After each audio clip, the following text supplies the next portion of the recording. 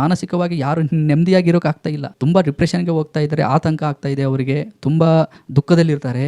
ಯಾಕೆ ಅಂತಂದರೆ ನೋಡಿ, ಯಾವಾಗ ಈ ಒಂದು ಸತ್ಯವನ್ನು ವ್ಯಕ್ತಿ ಅರ್ಥ ಮಾಡ್ಕೊತಾನೋ ಆಗ ಅವನು ಜೀವನವನ್ನು ನೋಡೋ ದೃಷ್ಟಿಕೋನನೇ ಬೇರೆ ಆಗುತ್ತೆ. ಅವನು ಬೇರೆ ರೀತಿಯಲ್ಲಿ ಯೋಚನೆ ಮಾಡ್ತಾನೆ. ನೋಡಿ, ಸುಮ್ಮನೆ ನೀವು ಅಬ್ಸರ್ವ್ ಮಾಡಿ, ದೇವರು ಸೃಷ್ಟಿ ಮಾಡಿರೋ ಪ್ರಕೃತಿಯಲ್ಲಿ ನಮಗೆಲ್ಲರೂ ಕೆಟ್ಟದ್ದು ಕಾಣಿಸುತ್ತಾ? ದೇವರ ಪ್ರಕೃತಿಯಲ್ಲಿ ಎಲ್ಲಿ ಕೆಟ್ಟದ್ದಿಲ್ಲ ಅಂತಂದ್ರೆ ನಾವು ಯಾಕೆ ಕೆಟ್ಟದ್ದನ್ನ ಸೃಷ್ಟಿ ಮಾಡಬೇಕು? ಈ ಸೃಷ್ಟಿ ಹಿಂದೆ ಯಾವ ಒಂದು ಶಕ್ತಿನೇ ಇಲ್ಲ, ಇದು ತನ್ನಷ್ಟಕ್ಕೆ ತಾನೇ ಸೃಷ್ಟಿಯಾಗಿದೆ. ನೋಡಿ, ನೀವು ಹಂಗೆ ಸ್ವಲ್ಪ ಯೋಚನೆ ಮಾಡಿ ನೋಡಿ. ನಾವು ಸ್ಕೂಲ್ಗೆ ಹೋಗ್ಬೇಕು, ಕಾಲೇಜ್ಗೆ ಹೋಗ್ಬೇಕು, ಒಂದು ಒಳ್ಳೆ ಕೆಲಸ ತಗೋಬೇಕು, ಮದುವೆ ಮಾಡಬೇಕು, ಸಂಪಾದನೆ ಮಾಡಬೇಕು, ಇಷ್ಟೇ ಜೀವನ ಅಂತ ನಾವು ಅನ್ಕೊಂಡಿದೀವಿ. ಯಾಕಂದ್ರೆ ಮನೆಯವರು ನಮಗೆ ಇದನ್ನೇ ಕಲಿಸಿದ್ದಾರೆ, ಸಮಾಜನೂ ಕೂಡ ನಮಗೆ ಇದನ್ನೇ ಕಲಿಸಿದೆ. ಆತಂಕದಲ್ಲಿ ಇರ್ತಾರೆ. ಅಯ್ಯೋ, ನಾನು ಯಾಕಾದ್ರೂ ಬದುಕಿದೀನೋ ಅಂತ ಅನ್ಸುತ್ತೆ ಅವರಿಗೆ. ಇದು ಯಾಕೆ ಆಗ್ತಾ ಇದೆ ಅಂತಂದ್ರೆ ನಮಗೆ ಜೀವನವನ್ನ ಹೇಗೆ ಬದುಕಬೇಕು ಅನ್ನೋದೇ ನಮಗೆ ಗೊತ್ತಾಗ್ತಾ ಇಲ್ಲ. ನಿಮ್ಮನ್ನು ನೀವೇ ಆರಾಮಾಗಿ ಕೂತ್ಕೊಂಡು ಪ್ರಶ್ನೆ ಮಾಡ್ಕೊಳ್ಳಿ, ನಾನಿಲ್ಲಿ ಯಾಕೆ ಹುಟ್ಟಿದ್ದೀನಿ, ಯಾಕೆ ಬದುಕ್ತಾ ಇದ್ದೀನಿ, ಮತ್ತೆ ಯಾಕೆ ಮರಣಿಸ್ತೀನಿ ಅಂತ. ಇದಕ್ಕೆ ಉತ್ತರ ಬೇಕೇ ಬೇಕು. ಯಾಕೆ ಅಂತ ಮುಂದೆ ಹೇಳ್ತೀನಿ. ನೋಡಿ, ಯಾರಾದರೂ ತೀರೋಗಿದ್ರೆ ನಾನು ಯೋಚನೆ ಮಾಡ್ತಿದ್ದೆ, ಅಲ್ಲೆಲ್ಲ ಯಾರೆಲ್ಲ ಅಳ್ತಾ ಇದ್ದಾರೋ ಮತ್ತು ಯಾರು ಸತ್ತೋಗಿದ್ದಾರೋ ಅವರನ್ನೇ ನೋಡ್ತಾ ಈ ಯೋಚನೆ ಮಾಡ್ತಿದ್ದೆ. ಒಂದಲ್ಲ ಒಂದು ದಿವಸ ನಾವು ಕೂಡ ಹೀಗೆ ಮಲಗ್ತೀವಲ್ವಾ, ನಮ್ಮವರು ಕೂಡ ಹೀಗೆ ಅಳ್ತಾರಲ್ವಾ? ಜೀವನ ಅಂದರೆ ಇಷ್ಟೇನಾ? ನಾವು ಯಾವುದಕ್ಕೆಲ್ಲ ಹೊಡೆದಾಡ್ತಾ ಇರ್ತೀವಿ, ಮತ್ತೊಬ್ಬರ ಥರ ದ್ವೇಷ ಕಟ್ಕೊತೀವಿ, ಜಗಳ ಮಾಡ್ತೀವಿ, ಕೋಪ ಮಾಡ್ಕೊತೀವಿ, ಅದು ಬೇಕು ಇದು ಬೇಕು ಅಂತ ಹೇಳಿ ಯಾವಾಗಲೂ ಹೋರಾಡ್ತಾ ಇರ್ತೀವಿ. ಆದರೆ ಕೊನೆಗೆ ಎಲ್ಲವನ್ನೂ ಬಿಟ್ಟು ಹೋಗ್ತೀವಿ. ಇಷ್ಟೇನಾ ಜೀವನ? ಕೆಲವೊಂದು ಸಲ ಏನು ಅನಿಸ್ಬಿಡುತ್ತೆ ಅಂತಂದರೆ ಜೀವನ ಅಂದರೆ ಏನೂ ಇಲ್ಲ, ನಾವು ಎಷ್ಟು ದಿವಸ ಬದುಕಿರ್ತೇವೋ ಅಷ್ಟು ಕಾಲ ನಮ್ಮ ಇಷ್ಟದಂತೆ ಬದುಕಿ ಹೋಗ್ಬೇಕಷ್ಟೇ ಅಂತಂದು ಅನಿಸ್ಬಿಡುತ್ತೆ. ಕೆಲವೊಬ್ರು ಹೇಳ್ತಾರೆ ಜೀವನ ಅಂದರೆ ಸುಖವಾಗಿರೋದು, ಯಾವಾಗಲೂ ನೆಮ್ಮದಿಯಾಗಿರೋದು ಅಂತ. ನೋಡಿ, ನಾವು ಬದುಕ್ತಾ ಇರಬೇಕಾದ್ರೆ ನಮಗೆ ಕಷ್ಟಗಳು ಬರ್ತವೆ ಮತ್ತು ಅನಾರೋಗ್ಯ ಬರುತ್ತೆ. ನಾವು ಅಂದುಕೊಂಡಿದ್ದು ಕೆಲವೊಂದು ಆಗ್ತವೆ, ಇನ್ನು ಕೆಲವೊಂದು ಆಗೋದಿಲ್ಲ. ಹೀಗಿರುವಾಗ ಸುಖವಾಗಿ ಇರೋಕ್ಕೆ ಹೇಗೆ ಸಾಧ್ಯ? ನೆಮ್ಮದಿಯಿಂದ ಇರೋಕ್ಕೆ ಹೇಗೆ ಸಾಧ್ಯ? ಯಾವಾಗಲೂ ನೋಡಿ, ನಾವೇನಾದ್ರು ಬರೀ ಸುಖನೇ ಜೀವನ ಅಂತ ಅಂದ್ಕೊಂಡ್ವಿ ಅಂದರೆ ಎಲ್ಲ ತೊಂದರೆಗಳು ಅಲ್ಲೇ ಶುರುವಾಗೋದು. ಯಾಕೆಂದರೆ ನೋಡಿ, ನಾವು ಯಾವಾಗಲೂ ಒಂದು ಸುಖದ ಹುಡುಕಾಟದಲ್ಲಿರ್ತೀವಿ. ನಮಗೇನಾದ್ರು ಒಂದು ಸ್ವಲ್ಪ ಕಷ್ಟ ಬಂತು ಅಂದರೆ, ನಾವು ಅಂದ್ಕೊಂಡಿದ್ದು ಆಗಲಿಲ್ಲ ಅಂತಂದರೆ ಆ ಒಂದು ಮೂಮೆಂಟಲ್ಲಿ ನಾವು ಸಂತೋಷವಾಗಿರೋಕ್ಕೆ ಸಾಧ್ಯನೇ ಇಲ್ಲ. ಯಾಕೆಂದರೆ ನಾವು ಅದನ್ನು ವಿರೋಧಿಸ್ತಾ ಇರ್ತೀವಿ, ಕಷ್ಟವನ್ನು ಕೆಟ್ಟದ್ದು ಅಂತ ಹೇಳೇ ಭಾವಿಸ್ತಾ ಇರ್ತೀವಿ. ಹೀಗಿರುವಾಗ ಆ ಒಂದು ಸಮಯದಲ್ಲಿ ಕಳೆಯೋ ಪ್ರತಿಯೊಂದು ಕ್ಷಣವೂ ನಾವು ದುಃಖದಲ್ಲೇ ಇರ್ತೀವಿ. ಹಾಗಾಗಿ ಎಲ್ಲವೂ ಶುರುವಾಗೋದೇ ಈ ಒಂದು ಸುಖದ ಹುಡುಕಾಟದಿಂದ. ಅದಕ್ಕೆ ನೋಡಿ, ಕೆಲವೊಬ್ಬರು ಅಂದುಕೊಂಡಿದ್ದಾಗಲಿಲ್ಲ ಅಂತಂದರೆ ಕೆಲವೊಬ್ಬರು ತುಂಬ ಡಿಪ್ರೆಷನ್ಗೆ ಹೋಗ್ತಾರೆ, ಆತಂಕದಲ್ಲಿ ಇರ್ತಾರೆ. ಅಯ್ಯೋ, ನಾನು ಯಾಕಾದರೂ ಬದುಕಿದೀನೋ ಅಂತ ಅನಿಸುತ್ತೆ ಅವರಿಗೆ. ಇದು ಯಾಕೆ ಆಗ್ತಾ ಇದೆ ಅಂತಂದರೆ ನಮಗೆ ಜೀವನವನ್ನು ಹೇಗೆ ಬದುಕಬೇಕು ಅನ್ನೋದೇ ನಮಗೆ ಗೊತ್ತಾಗ್ತಾ ಇಲ್ಲ. ನೋಡಿ, ಜೀವನ ಅಂದರೆ ಏನು ಅಂತ ಕೇಳಿದ್ವಿ ಅಂದರೆ ಕೆಲವೊಬ್ಬರು ಹೇಳ್ತಾರೆ. ಯಾವ ಥರ ಹೇಳ್ತಾರೆ? ಅವರವರ ಒಂದು ಪರಿಸ್ಥಿತಿಗಳು, ಅವರವರ ಒಂದು ಸಂದರ್ಭಗಳು ಯಾವ ರೀತಿ ಇರ್ತಾವೋ ಅವುಗಳಿಗೆ ಹೋಲಿಸಿ ಜೀವನದ ಬಗ್ಗೆ ಹೇಳ್ತಾರೆ. ನೋಡಿ, ಫಾರ್ ಎಕ್ಸಾಂಪಲ್, ಒಬ್ಬ ವ್ಯಕ್ತಿ ಏನೋ ಕಷ್ಟನೇ ಪಡ್ತಾ ಇರೋದಿಲ್ಲ, ಕೂತಲ್ಲೇ ಎಲ್ಲ ಬರ್ತಾ ಇತ್ತು, ಅವನಿಗೆ ಜೀವನಕ್ಕೆ ಏನೇನು ಬೇಕೋ ಅದು ಎಲ್ಲವೂ ಸರಳವಾಗಿ ಸಿಗ್ತಾ ಇತ್ತು ಅಂದರೆ ಆ ವ್ಯಕ್ತಿ ಹೇಳ್ತಾನೆ ಜೀವನ ಅಂದರೆ ಬರೀ ಸುಖ ಪಡೋದು ಅಂತ. ಇದೇ ಪ್ರಶ್ನೆನೇ ಹೋಗಿ ಒಬ್ಬ ಬಡವನಿಗೆ ಕೇಳಿದ್ವಿ ಅಂದರೆ ಅವನು ಯಾವಾಗಲೂ ಜೀವನಕ್ಕೋಸ್ಕರ ಕಷ್ಟಪಡ್ತಾನೇ ಇರ್ತಾನೆ, ಹೋರಾಡ್ತಾನೆ ಇರ್ತಾನೆ. ಅವನು ಒಂದು ದಿವಸ ಕೆಲಸಕ್ಕೆ ಹೋಗಲಿಲ್ಲ ಅಂದರೆ ಅವನ ಜೀವನ ನಡೆಯೋದಿಲ್ಲ. ಹೀಗಿರುವಾಗ ಅವನು ಹೇಳ್ತಾನೆ ಜೀವನ ಅಂದರೆ ಕಷ್ಟಪಡೋದು, ಬರೀ ಕಷ್ಟ ಅಂತ ಹೇಳಿ. ನೋಡಿ, ಇದರಿಂದ ಏನು ಗೊತ್ತಾಗುತ್ತೆ ಅಂದರೆ ನಮಗೆ ಯಾರೋ ಒಬ್ಬರು ಹೇಳೋದ್ರಿಂದ ನಮಗೆ ಜೀವನದ ಬಗ್ಗೆ ಅರ್ಥ ಆಗೋದಿಲ್ಲ. ಒಬ್ಬರು ಯಾರೋ ಹೇಳ್ತಾ ಇದ್ದಾರೆ ಅಂತಂದರೆ ಅದು ಎಲ್ರಿಗೂ ಅನ್ವಯಿಸುತ್ತೆ ಅಂತ ಅಲ್ಲ. ಆ ವ್ಯಕ್ತಿ ಜೀವನದಲ್ಲಿ ಏನೆಲ್ಲ ಅನುಭವಿಸಿದನೋ ಅದನ್ನು ಮಾತ್ರ ಹೇಳ್ತಾನೆ. ಅಂದರೆ ನೋಡಿ, ಎಲ್ಲರ ಸಂದರ್ಭಗಳು ಒಂದೇ ರೀತಿಯಲ್ಲಿ ಇರೋದಿಲ್ಲ, ಎಲ್ಲರ ಪರಿಸ್ಥಿತಿಗಳು ಕೂಡ ಒಂದೇ ರೀತಿಯಲ್ಲಿ ಇರೋದಿಲ್ಲ. ಹಾಗಾಗಿ ಯಾರೋ ಒಬ್ಬರು ಜೀವನದ ಬಗ್ಗೆ ಹೇಳಿದ್ದಾರೆ ಅದೇ ಜೀವನ ಅಂತ ಅಂದ್ಕೊಂಡ್ರೆ ಅದು ನಮ್ಮದೊಂದು ದಡ್ಡತನ ಅಂತಲೇ ಹೇಳ್ಬೋದು. ಹಾಗಾದರೆ ಇದನ್ನು ಹೇಗೆ ಅರ್ಥ ಮಾಡ್ಕೊಳ್ಳೋದು? ನೋಡಿ, ಜೀವನದ ಬಗ್ಗೆ ನಮಗೆ ಯಾರು ಹೇಳ್ಕೊಡೋರೇ ಇಲ್ಲ ಇದುವರೆಗೂ. ಹೌದು, ನಿನಗೊಂದು ಜೀವನ ಇದೆ, ನೀನು ಈ ಥರ ಬದುಕಬೇಕು, ಹಾಗಿದ್ದಾಗ ಮಾತ್ರ ನೀನು ಸಂತೋಷವಾಗಿರ್ತೀಯ, ನೆಮ್ಮದಿಯಾಗಿರ್ತೀಯ ಅಂತ ಯಾರು ಹೇಳ್ಕೊಡೋರೇ ಇಲ್ಲ. ನೋಡಿ, ಇವಾಗ ನಮ್ಮ ಜೀವನ ಹೇಗಿದೆ ಅಂತಂದರೆ ಒಂದು ಯಾಂತ್ರಿಕ ಜೀವನ ಆಗಿಬಿಟ್ಟಿದೆ. ಬೇರೆ ಯಾರೋ ಬದುಕಿದ್ದಾರೆ, ನಾವು ಅದನ್ನು ಫಾಲೋ ಮಾಡಬೇಕಷ್ಟೆ. ನೋಡಿ, ನಾವು ಸ್ಕೂಲಿಗೆ ಹೋಗಬೇಕು, ಕಾಲೇಜ್ಗೆ ಹೋಗಬೇಕು, ಒಂದು ಒಳ್ಳೆ ಕೆಲಸ ತೊಗೋಬೇಕು, ಮದುವೆ ಮಾಡಬೇಕು, ಸಂಪಾದನೆ ಮಾಡಬೇಕು, ಇಷ್ಟೇ ಜೀವನ ಅಂತ ನಾವು ಅಂದ್ಕೊಂಡಿದ್ದೀವಿ. ಯಾಕೆಂದರೆ ಮನೆಯವರು ನಮಗೆ ಇದನ್ನೇ ಕಲಿಸಿದ್ದಾರೆ, ಸಮಾಜನೂ ಕೂಡ ನಮಗೆ ಇದನ್ನೇ ಕಲಿಸಿದೆ. ನೋಡಿ, ಯಾವಾಗಲೂ ನಾವು ನಿರೀಕ್ಷೆಯಲ್ಲೇ ಬದುಕ್ತಾ ಇರ್ತೀವಿ. ನಾನೊಂದು ಮುಂದೆ ಮನೆ ಕಟ್ಟಬೇಕು, ನಾನೊಂದು ಅಂಥ ಕಾರ್ ತೊಗೋಬೇಕು ಅಂದರೆ ಹೆಚ್ಚಾಗಿ ಫ್ಯೂಚರ್ ಬಗ್ಗೆ ಆಲೋಚನೆ ಮಾಡುವಂಥದ್ದು. ಫ್ಯೂಚರ್ ಬಗ್ಗೆ ಆಲೋಚನೆ ಮಾಡಬೇಕು, ಬೇಡ ಅಂತನಂತಲ್ಲ. ಬಟ್ ಅದೇ ಒಂದು ಜೀವನ ಅಂತ ಹೇಳಿ ಭಾವಿಸಬಾರ್ದು. ಯಾಕೆಂದರೆ ನೋಡಿ, ನಿರೀಕ್ಷೆಗಳು ಏನು ಮಾಡ್ತವೆ ಅಂದರೆ ನಮ್ಮಲ್ಲಿ ಭಯವನ್ನು, ದುಃಖವನ್ನು, ಆತಂಕವನ್ನು ಉಂಟು ಮಾಡ್ತವೆ. ನಮ್ಮನ್ನು ಡಿಮೋಟಿವೇಟ್ ಆಗಿ ಮಾಡ್ತವೆ. ಯಾಕಂದರೆ ನಾವು ಅಂದ್ಕೊಂಡಿರೋದು ಕೆಲವೊಂದು ಆಗ್ತವೆ, ಇನ್ನು ಕೆಲವೊಂದು ಆಗೋದಿಲ್ಲ. ಹಾಗಾಗಿ ಈ ಒಂದು ವಿಷಯ ಏನಿದೆ ಅಲ್ವಾ, ಬದುಕೋದು ಹೇಗೆ, ಇದ್ರ ಬಗ್ಗೆ ಸೂಕ್ಷ್ಮವಾಗಿ ತಿಳ್ಕೊಬೇಕು. ಕಷ್ಟಪಟ್ಟಾದರೂ ಪ್ರತಿಯೊಬ್ಬರು ತಿಳ್ಕೊಳ್ಳೇಬೇಕು. ಇಲ್ಲ ಅಂತಂದರೆ ದುಃಖಕ್ಕೆ, ಭಯಕ್ಕೆ, ಆತಂಕಕ್ಕೆ ಈಡಾಗ್ತಾರೆ. ಅದಕ್ಕೆ ನೋಡಿ ಕೆಲವೊಬ್ರಿಗೂ ತುಂಬ ಸೂಸೈಡ್ ಮಾಡ್ಕೊತಾರೆ. ಯಾಕೆಂದರೆ ಅವರಿಗೆ ಸರಿಯಾದ ಒಂದು ಮಾರ್ಗ ಸಿಗ್ತಾ ಇರೋದಿಲ್ಲ. ಅವರಿಗೆ ಮೋಟಿವೇಟ್ ಮಾಡೋರು ಯಾರೂ ಇರೋದಿಲ್ಲ. ನೋಡಿ, ಇವತ್ತು ಮಾನಸಿಕವಾಗಿ ವ್ಯಕ್ತಿ ಹೀಗೆ ಕುಗ್ಗುತ್ತಾ ಇದ್ದಾನೆ ಅಂತಂದರೆ ಅದಕ್ಕೆ ಕಾರಣ ಏನು? ಕಾರಣ ಏನು ಅಂದರೆ ಯೋಚನೆ ಮಾಡ್ದೇ ಬದುಕೋದು. ಯೋಚನೆ ಮಾಡ್ದೇ ಬದುಕೋದು. ನೋಡಿ, ನೀವು ಸುಮ್ಮನೆ ಹಾಗೆ ಯೋಚನೆ ಮಾಡಿ. ಇವಾಗೆ ಈ ಭೂಮಿ ಮೇಲೆ ಸಾಕಷ್ಟು ಜೀವಿಗಳು ಬದುಕ್ತಾ ಇದ್ದಾವೆ, ಅದರಲ್ಲಿ ನಾವು ಕೂಡ ಅಲ್ವಾ. ನೋಡಿ, ಬೇರೆ ಪ್ರಾಣಿಗಳಿಗೆ ನಮಗೆ ಹೋಲಿಸ್ಕೊಂಡ್ರೆ, ಬೇರೆ ಪ್ರಾಣಿಗಳಿಗೂ ಹಸಿವಿರುತ್ತೆ, ಅವು ಕೂಡ ಊಟ ಮಾಡ್ತವೆ, ಅವು ಕೂಡ ನಿದ್ದೆ ಮಾಡ್ತವೆ, ಮತ್ತು ಅವಕ್ಕೂ ಕೂಡ ಫ್ಯಾಮಿಲಿ ಇರುತ್ತೆ, ಮತ್ತು ಅವು ಕೂಡ ಪ್ರೀತಿ ತೋರಿಸ್ತವೆ, ಕರುಣೆ ತೋರಿಸ್ತವೆ. ನಾವು ಕೂಡ ಊಟ ಮಾಡ್ತೀವಿ, ನಿದ್ದೆ ಮಾಡ್ತೀವಿ, ನಮ್ಮಲ್ಲಿ ಕೂಡ ಕಾಮ ಅನ್ನೋದಿರುತ್ತೆ, ಅವುಗಳಲ್ಲಿ ಕೂಡ ಕಾಮ ಅನ್ನೋದಿರುತ್ತೆ, ನಮ್ಮಲ್ಲಿ ಕೂಡ ಫ್ಯಾಮಿಲಿ ಇರುತ್ತೆ, ನಾವು ಕೂಡ ಪ್ರೀತಿ ಕರುಣೆಯನ್ನು ತೋರಿಸ್ತೀವಿ.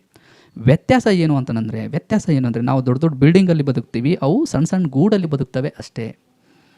ನೋಡಿ, ನಾವೇನಾದರೂ ಬರೀ ಸುಖ ಪಡೋದೇ ಜೀವನ ಅಂತ ಅಂದ್ಕೊಂಡ್ರೆ ಕೆಲವೊಂದು ಸಲ ನಮಗೆ ಅನಿಸುತ್ತೆ, ಅಯ್ಯೋ ಏನು ಬೇರೆ ಪ್ರಾಣಿಗಳು ಹಾಗೆ ಬದುಕ್ತಾ ಇದ್ದೀವಿ, ನಮ್ಮ ಜೀವನನೂ ಕೂಡ ಹಾಗೆ ಆಗ್ತಾ ಇದೆಯಲ್ಲಪ್ಪ. ನೀವು ಸ್ವಲ್ಪ ಸೂಕ್ಷ್ಮವಾಗಿ ಕೂತ್ಕೊಂಡು ಯೋಚನೆ ಮಾಡಿ ಅಷ್ಟೇ. ಈ ಒಂದು ಪ್ರಪಂಚದಲ್ಲಿ ಆಲೋಚನೆ ಮಾಡೋ ಶಕ್ತಿ ನಮಗಿದೆ, ದೇವರು ಅದನ್ನು ಕೊಟ್ಟಿದ್ದಾನೆ. ಜೀವನ ಅಂದರೆ ಏನು ಅನ್ನೋ ಒಂದು ತಿಳ್ಕೊಳ್ಳೋ ಸಾಮರ್ಥ್ಯನೂ ಕೂಡ ನಮ್ಮಲ್ಲಿದೆ. ನಾವು ಅದನ್ನು ತಿಳ್ಕೊಂಡು ಬದುಕಬೇಕು. ನೋಡಿ, ಒಬ್ಬ ವ್ಯಕ್ತಿಗೆ ನಾವು ಜೀವನಕ್ಕೆ ಮುಖ್ಯವಾಗಿ ಏನು ಬೇಕು ಅಂತ ಕೇಳಿದರೆ ಆ ವ್ಯಕ್ತಿ ತಲೆಯಲ್ಲಿ ಫಸ್ಟು ಏನು ಬರ್ತವೆ? ಫಸ್ಟ್ ಬರೋದೆ ನಮಗೆ ಊಟ ಬೇಕು, ಬಟ್ಟೆ ಬೇಕು, ಮತ್ತು ಮನೆ ಬೇಕು, ಮತ್ತು ಓಡಾಡೋಕ್ಕೊಂದು ಕಾರ್ ಬೇಕು. ಈ ಥರ ವ್ಯಕ್ತಿ ಹೀಗೆ ಹೇಳ್ತಾ ಹೋಗ್ತಾನೆ. ಆದರೆ ನೋಡಿ, ನಾವು ಸೂಕ್ಷ್ಮವಾಗಿ ಗಮನಿಸಿದರೆ ಸ್ವಲ್ಪ ಯೋಚನೆ ಮಾಡಿದರೆ ಜೀವನಕ್ಕೆ ಮುಖ್ಯವಾಗಿ ಬೇಕಾಗಿರೋದು ವಸ್ತುಗಳಲ್ಲ. ಮುಖ್ಯವಾಗಿ ಬೇಕಾಗಿರೋದು ಏನು ಅಂತಂದರೆ ಗಾಳಿ ಬೇಕು, ನಮಗೆ ನೀರು ಬೇಕು, ಮತ್ತು ಬೆಳಕು ಬೇಕು, ಮತ್ತು ಭೂಮಿಯಿಂದ ಆಹಾರ ಬೇಕು. ಇವು ಇಲ್ಲ ಅಂದರೆ ನಾವು ಬದುಕೋಕ್ಕೆ ಆಗೋದಿಲ್ಲ. ಇವಾಗ ನೋಡಿ, ನಾವೇನು ಮನೆ ಆಯಿತು, ದುಡ್ಡಾಯಿತು, ಬೇರೆ ಯಾವುದೋ ಒಂದು ವಸ್ತುಗಳಾಯಿತು, ಇವನ್ನೆಲ್ಲ ಸಂಪಾದನೆ ಮಾಡಬೇಕು ಅಂದರೆ ಫಸ್ಟ್ ನಾವು ಬದುಕಿರಬೇಕಲ್ವಾ. ನಾವು ಬದುಕಿರಬೇಕು ಅಂದರೆ ಫಸ್ಟ್ ನಾವು ಉಸಿರಾಡ್ತಾ ಇರಬೇಕು. ನಾವು ಉಸಿರಾಡಬೇಕು ಅಂದರೆ ಮುಖ್ಯವಾಗಿ ಬೇಕಾಗಿರೋದು ಗಾಳಿ. ಹಾಗಾದರೆ ಇವನ್ನೆಲ್ಲ ಯಾರು ಕೊಡ್ತಾ ಇದ್ದಾರೆ? ಇವೆಲ್ಲ ಹೇಗೆ ಸಿಗ್ತಾ ಇದ್ದಾವೆ ನಮಗೆ? ಇವಾಗ ನೋಡಿ, ಒಂದು ಬೈಕು, ಕಾರು, ಮನೆ, ಬಟ್ಟೆ ಇತ್ಯಾದಿ ಇವನ್ನೆಲ್ಲ ನಾವು ಸಂಪಾದನೆ ಮಾಡಿಬಿಡ್ತೀವಿ ಅಂತ ಅಂದ್ಕೊಳ್ಳಿ. ಆದರೆ ಇವೆಲ್ಲ ನಮಗೆ ಹೇಗೆ ಸಿಗ್ತಾ ಇದೆ? ಇವನ್ನೆಲ್ಲ ಯಾರು ಕೊಡ್ತಾ ಇದ್ದಾರೆ ಅಂದರೆ ನಾವಿಲ್ಲಿ ಪ್ರಕೃತಿಯನ್ನು ಅವಲಂಬಿಸಿದ್ದೀವಿ.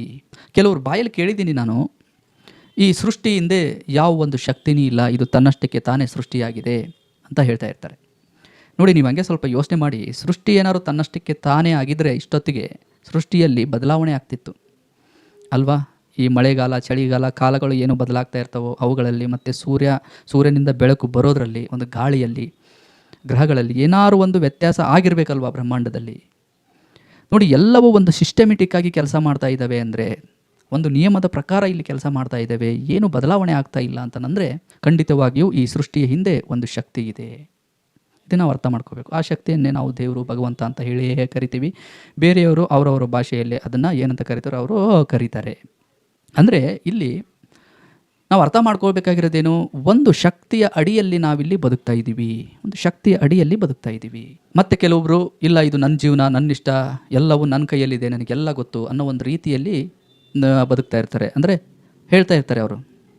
ನೋಡಿ, ನೀವು ಸುಮ್ಮನೆ ಹಾಗೆ ಯೋಚನೆ ಮಾಡಿ, ವಾಸ್ತವದಲ್ಲಿ ಎಲ್ಲವೂ ನಮ್ಮ ಕೈಯಲ್ಲಿಲ್ಲ, ಎಲ್ಲವೂ ನಮ್ಮ ಇಷ್ಟದಂತೆ ನಡೀತಾ ಇಲ್ಲ. ಇಲ್ಲಿ ನೋಡಿ, ನಮ್ಮ ಒಂದು ಹಾರ್ಟ್ ಬೀಟ್, ನಮ್ಮ ಎದೆ ಬಡಿತ ನಮ್ಮ ಇಷ್ಟದಂತೆ ನಡೀತಾ ಇದೆಯಾ? ಇಲ್ಲ. ನಮ್ಮ ಒಂದು ಜೀರ್ಣಕ್ರಿಯೆ ಇದು ನಮ್ಮ ಇಷ್ಟದಂತೆ ನಡೀತಾ ಇದೆಯಾ? ಇಲ್ಲ. ನಮ್ಮ ದೇಹದಲ್ಲಿ ಯಾವ ಪಾರ್ಟ್ಸು ಯಾವಾಗ ಡ್ಯಾಮೇಜ್ ಆಗುತ್ತೋ ಅನ್ನೋದು ಕೂಡ ನಮಗೆ ಗೊತ್ತಿಲ್ಲ. ನಾವಿಲ್ಲಿ ಹುಡ್ತೀವಿ ಅನ್ನೋದು ನಮಗೆ ಗೊತ್ತಿತ್ತಾ? ಇಲ್ಲ. ನಾವು ಯಾವಾಗ ಮರಣಿಸ್ತೀವಿ ಅನ್ನೋ ಒಂದು ಸಮಯ ಕೂಡ ನಮಗೆ ಗೊತ್ತಾ? ಇಲ್ಲ. ನೋಡಿ, ಇವುಗಳ ಬಗ್ಗೆ ಸೂಕ್ಷ್ಮವಾಗಿ ಯೋಚನೆ ಮಾಡಿದರೆ ನಮ್ಮ ಬಗ್ಗೆ ನಮಗೆ ಸರಿಯಾಗಿ ಗೊತ್ತಿಲ್ಲ.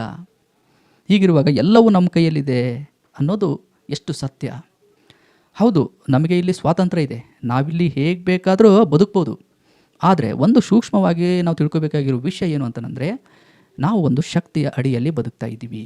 ನೋಡಿ, ಸುಮ್ಮನೆ ನೀವು ಅಬ್ಸರ್ವ್ ಮಾಡಿ, ದೇವರು ಸೃಷ್ಟಿ ಮಾಡಿರೋ ಪ್ರಕೃತಿಯಲ್ಲಿ ನಮಗೆಲ್ಲರೂ ಕೆಟ್ಟದ್ದು ಕಾಣಿಸುತ್ತಾ? ಇಲ್ಲ. ದೇವರ ಪ್ರಕೃತಿಯಲ್ಲಿ ಎಲ್ಲಿ ಕೆಟ್ಟದ್ದಿಲ್ಲ ಅಂತಂದರೆ ನಾವು ಯಾಕೆ ಕೆಟ್ಟದ್ದನ್ನು ಸೃಷ್ಟಿ ಮಾಡಬೇಕು? ನಾವು ಯಾಕೆ ಅಡ್ಡದಾರಿಯಲ್ಲಿ ಬದುಕಬೇಕು? ನಾವು ಯಾಕೆ ಅಧರ್ಮದಲ್ಲಿ ಹೋಗಬೇಕು? ಸ್ವಲ್ಪ ಯೋಚನೆ ಮಾಡಿ. ಹೌದು, ನಮಗೆ ಸ್ವಾತಂತ್ರ್ಯ ಇದೆ. ಆ ಒಂದು ಸ್ವಾತಂತ್ರ್ಯವನ್ನು ನಾವು ಒಳ್ಳೆ ರೀತಿಯಲ್ಲಿ ಉಪಯೋಗಿಸಿ ಒಳ್ಳೆ ರೀತಿಯಲ್ಲಿ ಬದುಕಬೇಕಲ್ವಾ? ಈ ಒಂದು ಸತ್ಯ ಗೊತ್ತಾಗಬೇಕು ನಮಗೆ. ಈ ಒಂದು ಸತ್ಯ ಗೊತ್ತಾಗಬೇಕು.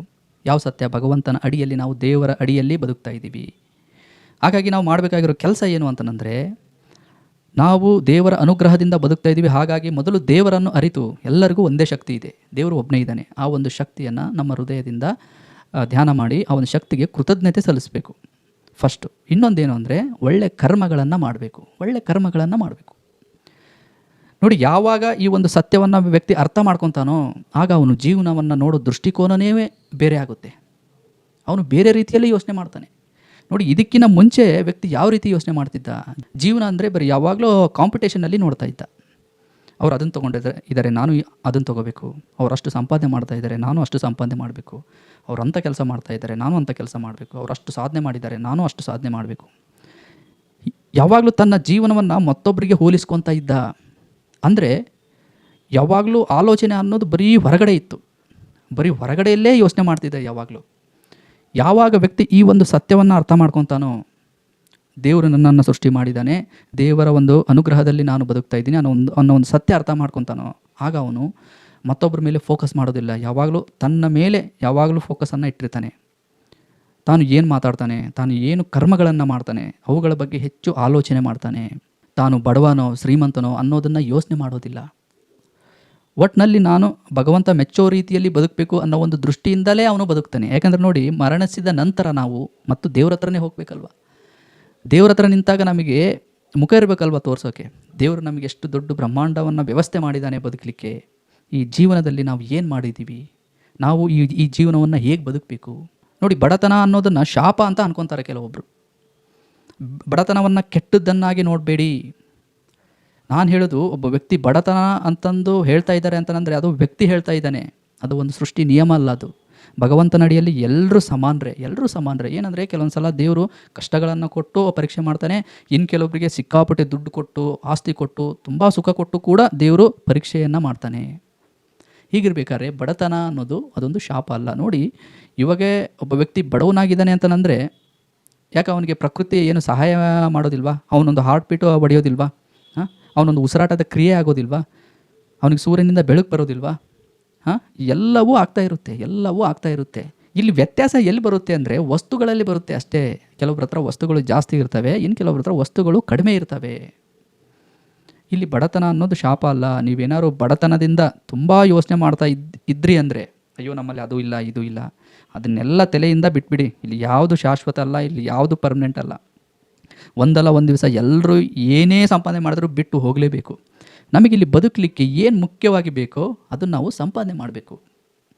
ಇರೋದೊಂದು 4 ದಿವಸ ಜೀವನ ಅಷ್ಟೇ. ಇಲ್ಲಿ ಯಾರು ಶಾಶ್ವತವಾಗಿಯೇ ಇರೋದಿಲ್ಲ. ಹಾಗಾಗಿ ಇದು ಒಂದು ಸತ್ಯವನ್ನು ಅರ್ಥ ಮಾಡ್ಕೊಳ್ಳಿ ಸಾಕು. ದೇವರು ಅನ್ನೋ ಒಂದು ಶಕ್ತಿ ನಮ್ಮನ್ನು ಸೃಷ್ಟಿ ಮಾಡಿದೆ. ನಾವು ದೇವರ ಸೃಷ್ಟಿ ಅಡಿಯಲ್ಲಿ ಬದುಕ್ತಾ ಇದ್ದೀವಿ. ದೇವರಿಗೆ ಕೃತಜ್ಞತೆ ಸಲ್ಲಿಸಿ ಒಳ್ಳೆ ಕರ್ಮಗಳನ್ನು ಮಾಡಬೇಕು ಅಷ್ಟೇ. ದೇವರು ಇಂಥವ್ರನ್ನ ಮಾತ್ರ ಮೆಚ್ತಾನೆ. ಇನ್ನೊಂದೇನೆಂದರೆ ಇದು ನಮ್ಮ ಮನಸ್ಸಿಗೆ ಕೂಡ ತುಂಬ ಹಿತ ಕೊಡುತ್ತೆ. ಹಾಗಾಗಿ ಸ್ನೇಹಿತರೆ, ಜೀವನವನ್ನು ತಿಳಿಯದೇ ಜೀವಿಸೋದಕ್ಕೂ ತಿಳಿದು ಜೀವಿಸೋದಕ್ಕೂ ತುಂಬ ದೊಡ್ಡ ವ್ಯತ್ಯಾಸ ಇದೆ. ಹಾಗಾಗಿ ಜೀವನವನ್ನು ತಿಳಿದು ಫಸ್ಟು ಬದುಕಬೇಕು. ಇಲ್ಲ ಅಂದರೆ ವ್ಯಕ್ತಿ ದುರಾಸೆಗೆ ಬಲಿಯಾಗ್ತಾನೆ.